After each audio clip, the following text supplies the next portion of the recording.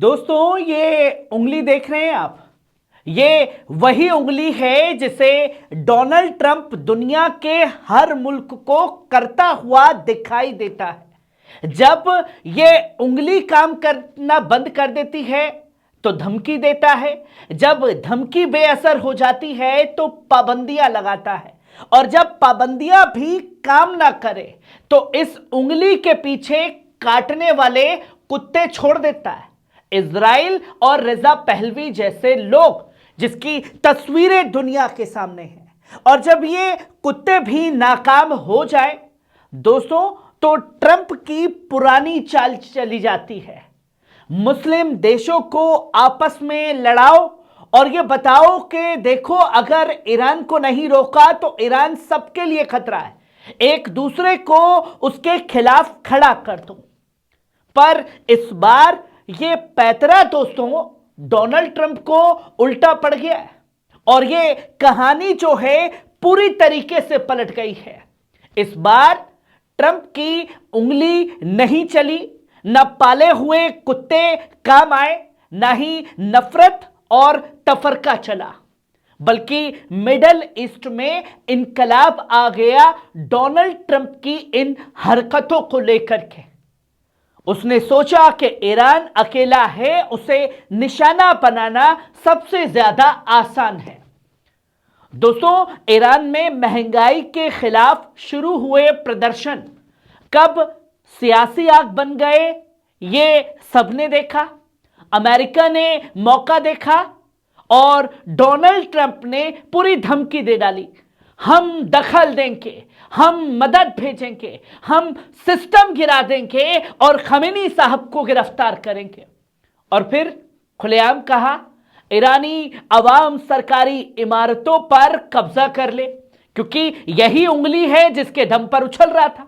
यानी दोस्तों, सीधा सीधा रेजिम चेंज करने का ऐलान डोनाल्ड ट्रंप ने कर दिया। जंग के बिल्कुल करीब था मिडल ईस्ट, और फिर अचानक क्या हुआ जो रातों रात तेवर बदल गए। यूएस एयरबेस से कतर में स्टाफ हटाया गया, सऊदी और कुवैत में अलर्ट जारी कर दिया गया। ईरान ने साफ तौर पर ऐलान किया अगर हमला हुआ तो अमेरिकी बेस, जहाज और हिट सब निशाने पर होगा, फिर हमें कोई रोकने या समझाने के लिए ना आए।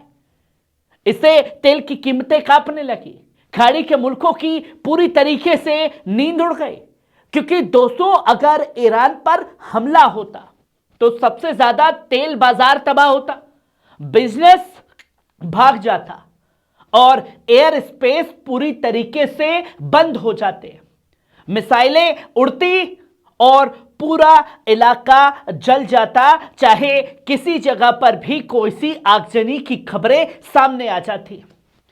तभी अचानक मैदान में उतरे 3 मुल्क। दोस्तों, यहीं से शुरू होती है इस कहानी की सबसे अहम लाइन।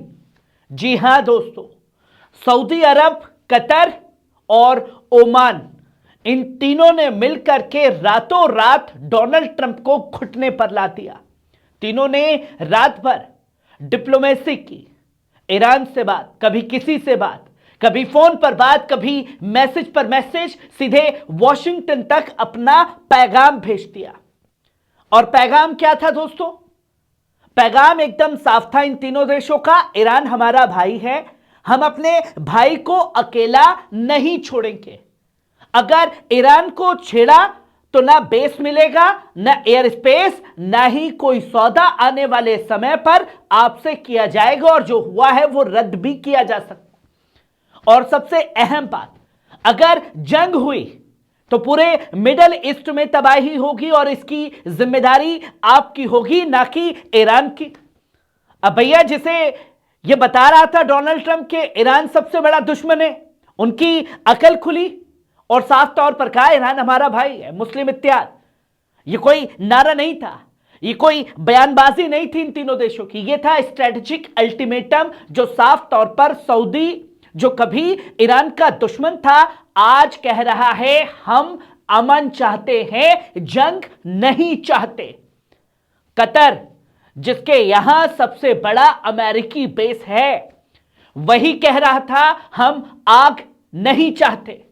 और ओमान ने भी डोनाल्ड ट्रंप को अपना पैगाम भेजा। ओमान ने कहा जो हमेशा खामोश रहता है वो भी साफ बोल रहा था, जंग नहीं चाहिए, अगर थोपी गई तो खामियाजा भुगतना पड़ेगा। और यह खामियाजा सिर्फ हमारे देशों में नहीं, आपके बेसों पर भी मचेगा और इसका असर आप पर भी पड़ेगा। दोस्तों, अगर खाड़ी के मुल्क साथ ना दे, बेस कैसे चलेंगे? एयर स्पेस कहां से मिलेगा अमेरिका को? फौज कैसे पहुंचेगी एक दूसरे के बैकअप के लिए? तेल क्या होगा? तेल कहां से मिलेगा? पूरी दुनिया के निजाम को संभालने वाले मिडिल ईस्ट, ये 3 देश। ट्रंप समझ गया ईरान पर हमला मतलब खुद की सियासत की कब्र खोदना है। और यह कब्र खुदती अगर हमला होता। फिर आया ट्रंप का यूटर्न। क्या कहता है? अपनी इज्जत बचाने के लिए ट्रंप ने वही किया जो हर बार करता है।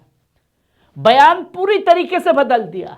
कल तक जो उंगली कर रहा था, अब कह रहा है कि भैया मुझे भरोसेमंद सोर्स से पता चला है कि ईरान फांसी नहीं देगा, किलिंग रुक गई है, इसलिए हमला कैंसिल समझो।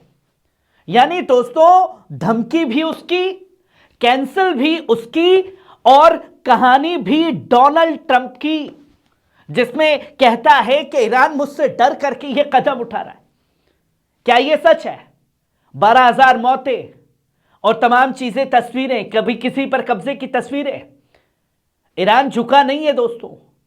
मुस्लिम देश टूटे नहीं डोनाल्ड ट्रंप की हरकतों से, और ट्रंप को पीछे हटना पड़ा। यह इत्तेहाद नहीं तो और क्या है?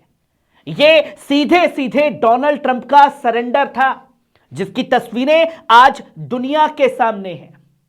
रूस और चीन भी खड़े हुए बैकअप में पीछे। जो यूएन में रूस ने साफ तौर पर कहा यह कलर रिवलेशंस की साजिश है, जो बिल्कुल भी बर्दाश्त नहीं की जा सकती। आप कौन होते हैं किसी हुकूमत के अंदर, किसी कंट्री के अंदर घुस करके अपनी ताकत दिखाने के लिए? ईरान की संप्रभुता ईरान तय करेगा, चीन ने साफ शब्दों में कहा। यानी अब मामला सिर्फ ईरान का नहीं रहा। बैकअप के लिए रूस चीन पूरी तरीके से तैयार थे, और रूस चीन की छत्रछाया में ईरान अकेला नहीं रहा। मुस्लिम देश पूरी तरीके से जाग चुके हैं। अमेरिका की धमकी पूरी तरह से कमजोर पड़ी। इजराइल अलग थलग पड़ गया और मिडल ईस्ट में नया बैलेंस बन गया दोस्तों। और यह बैलेंस ने डोनाल्ड ट्रंप को घुटने पर लाने के लिए मजबूर कर दिया है, क्योंकि इन तस्वीरों पर, इन पहलुओं पर बात नहीं हो रही है दोस्तों। यह सिर्फ एक जंग टालने की कहानी नहीं है, यह कहानी है खासतौर पर इत्तेहाद की ताकत की, भाईचारे की जीत की, धमकी की हार की। और आज ट्रंप को समझ आ गया है कि हर बार उंगली दिखाने से दुनिया डरती नहीं है, और जब मुस्लिम मुल्क एक सुर में बोलते हैं तो यकीन मानिए व्हाइट हाउस की दीवारें भी हिल जाती हैं। जो ये कारनामा करके दिखाया है मुस्लिम देशों ने, जिनकी तस्वीरें दुनिया के सामने आई है। कैसी लगी खबर? कमेंट बॉक्स में आकर के अपनी राय जरूर दीजिएगा। शुक्रिया।